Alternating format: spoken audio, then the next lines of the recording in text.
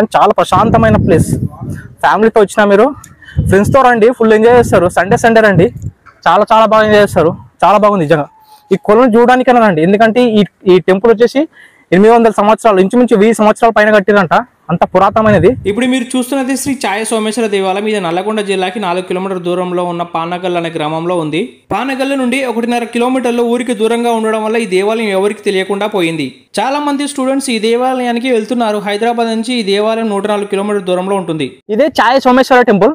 మనమే ఎగ్జాక్ట్లీ అక్కడ నుంచి వచ్చినాక, లోపలికి వచ్చినాక ఇదే టెంపుల్ మనం దర్శించుకోవాలా. ఇక్కడికి వెళ్లే ముందు మనం లోపలికి వెళ్దాం. ఒకసారి వెళ్లే ముందు దీనికి ఆపోజిట్ లో ఉన్న కొలను చూపిస్తా చూడండి, మీకు ఎంత బాగుందో.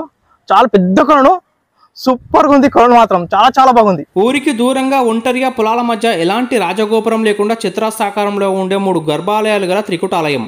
ఈ దేవాలయాన్ని కట్టి 800 సంవత్సరాలు అయిందంటే. ఈ దేవాలయం మన తెలంగాణలో మన అదృష్టం. ఈ దేవాలయం గర్భగుడిలో గోడపై ఎప్పటికీ కదలకుండా ఒకే స్థానంలో ఉన్నట్టుగా కనబడే నీడ, అందుకే ఈ ఆలయానికి ఛాయ సోమేశ్వర దేవాలయం అని అంటారు. ఇక్కడ దగ్గరలోని చెరువులో నీరుంటే గర్భగుడిలో కూడా నీరు ఉబికి వస్తూ ఉంటాయి. ఇలాంటి 800 సంవత్సరాల ఆలయాన్ని ఒకసారి వెళ్ళి దర్శించుకోండి. Thank you so much.